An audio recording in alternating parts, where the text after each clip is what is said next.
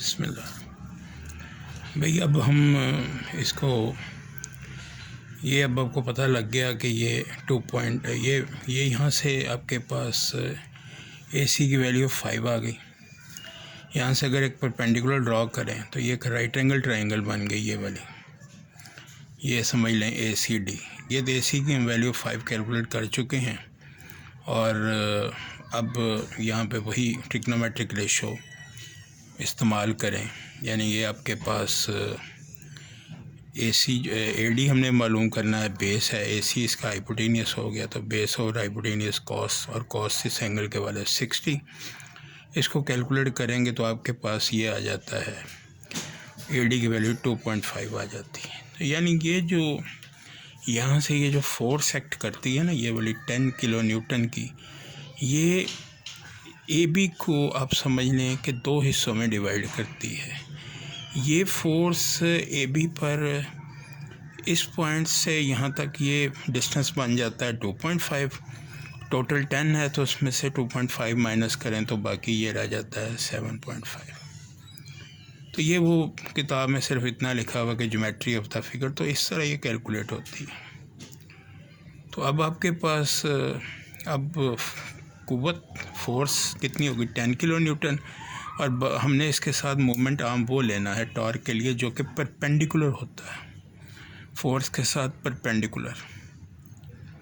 ये कितना 2.5 into 10, 2.5 into 10 is equal to, ये आपके पास क्लॉकवाइज मूवमेंट हो गया, और ये R2 जो है ये एंटी क्लॉकवाइज मूवमेंट पैदा करता है। R2 के साथ कितना हो गया टोटल, ये 10 किलो न्यूटन है और ये 10 मीटर है।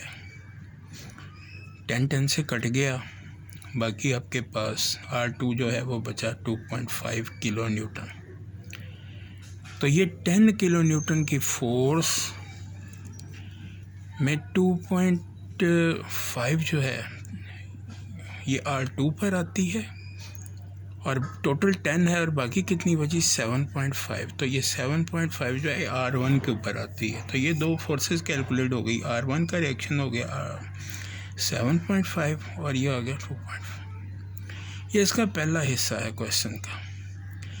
अब इसके सेकंड पार्ट के अंदर हम इन सारे मेंबर्स के अंदर, यानी ये AC, BC और AB, इनके अंदर स्ट्रेसेस को कैलकुलेट करते हैं।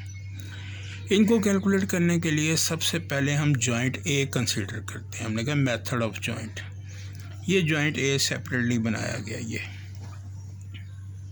ये जॉइंट A सेपरेटली बनाया गया। अब इसके अंदर देखो कि ये एंगल 60 का है, ये AC है और ये R1 है आपके पास। अब यहाँ पर देखो ये जो है आपके पास, ये AD भी आप इसको कह सकते हैं AB, बाद में मैंने अमेंड करके इसको AB किया, यानी इस तरफ की ये टोटल फोर्स है। इधर से इसको कैलकुलेट कर लें, आसानी हो जाएगी, बाद में दोबारा कैलकुलेट नहीं करनी पड़ेगी। अब ये जॉइंट है, इस पर वही आप rectangular component, addition of factor by rectangular components लगाएं। देखो यहाँ पर ये AB है आपके पास, इसका एंगल कितना है 0।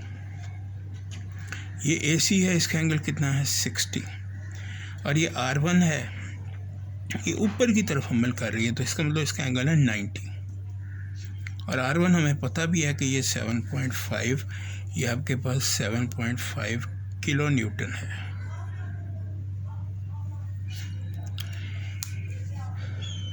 अब यहाँ पर इनका ये हो गई फोर्स कि आपके पास यहाँ से हो गया, पहली हो गई AB, एंगल इसका 0 है। वही ये फार्मूला यूज़ किया अभी जो मैंने आपको पहले बताया, पहली फोर्स उसके साथ, यानी A cos θ1, तो ये AB cos θ1, θ1 0, फिर AC इसका cos और थीटा कितना 60 का और फिर R1 और इसका कितना है cos 90 का। अब इधर cos 90 0 होता है, लिहाजा ये फैक्टर 0 हो गया। cos 0 1 के बराबर होता है तो 1 आ गया, तो ये खाली AB आ गया। cos 60 0.5 के बराबर होता है तो ये 0.5 AC आ गया, इज़ इक्वल टू 0। और ये इक्वेशन नंबर, कोई इक्वेशन का नंबर इसको हमने पहले 1 यूज़ कर चुके हैं, 2 कह दिया। अब इसी तरह sigma FY is equal to 0, जिस तरह ये cos किया, अब Y में यहाँ पर साइन कर देना, AB sin 0, AC sin 60, और R1 sin 90। sin 0 0 होता है, ये तो फैक्टर ख़त्म हो गया। ये sin 60.866 के बराबर होता है और साथ AC आ गया। और R1 की वैल्यू हमारे पास है, हमने यहाँ पर 7.5 लिखी हुई है तो 7.5 लिखा। sin 91 होता है तो ये सिर्फ 7.5 बच गया। इसको इधर ले जाते हैं, -7.5 डिवाइडेड बाई इसको, ये आपके पास जब इसको सॉल्व करेंगे तो -0.866 किलो न्यूटन आ गई। ये माइनस इंडिकेट ये करती है कि आपने इसकी डायरेक्शन बाहर की तरफ ली, AC की डायरेक्शन बाहर की तरफ ली, लेकिन वो कहता है कि इसकी डायरेक्शन उलट है। तो जब आप डायरेक्शन जॉइंट से बाहर की तरफ लेते हैं, ये बात बड़ी गौर से समझने वाली है। आप डायरेक्शन जॉइंट से बाहर की तरफ लेते हैं तो वहाँ पर फोर्स कैसी होगी, वो होगी टेंसाइल। और अगर आपका आंसर जो है वो बाहर की तरफ नहीं आता बल्कि नेगेटिव आ जाता है, तो फिर वहाँ पर फोर्स कौन सी होगी, कंप्रेसिव। तो ये क्योंकि आंसर नेगेटिव आ गया तो लिहाजा ये फोर्स कौन सी होगी, कंप्रेसिव। यानी यहाँ पर दबाव की कुव्वत है, खिंचाव की नहीं है। टेंसाइल का मतलब खींचना। AC की वैल्यू आ गई। अब ये AC की वैल्यू उठाएं और इक्वेशन नंबर 2 में लगा दें। और AC की वैल्यू इक्वेशन 2 में लगाई तो आपके पास ये कुछ माइनस में आया और इसको उठा के दूसरी तरफ लेकर गए तो ये प्लस में हो गया। तो जहाँ पर आंसर पॉजिटिव आ गया तो ये आपके पास होगी टेंसाइल। तो दो फोर्सेस, दो मेंबर की फोर्सेस आपके पास आ गई। एक आपके पास AC की आ गई और एक AB की आ गई। अब सिर्फ एक की रह गई BC की। ये इसकी BC की फोर्स मालूम करने के लिए आप B जॉइंट को कंसीडर कर लेते हैं। ये B जॉइंट ले लिया, जिसमें ये एंगल 30 का R2 है 2.5। इस पर भी वही करें। पहले आपके पास ये होगी, ये R2 ले लिया। चलें यहाँ से स्टार्ट कर लेते हैं। ये फोर्स 90 है, R2 cos 90। फिर इसी तरह BC।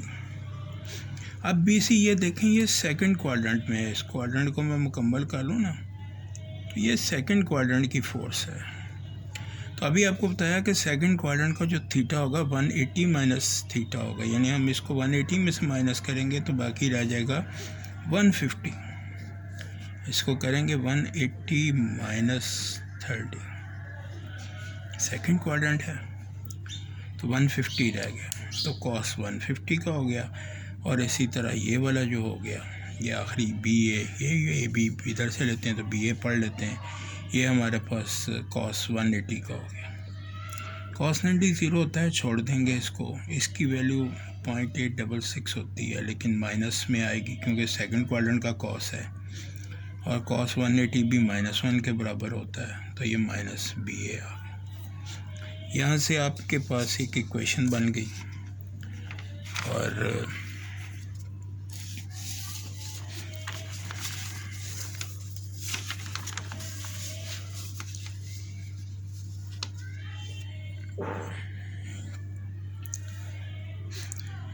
अब इसका दूसरा सिग्मा FY, इसी को आपने, यही जो जहाँ जहाँ इसमें जहाँ यहाँ पर कॉस था ना, इन जगह पर आपने साइन कर देना।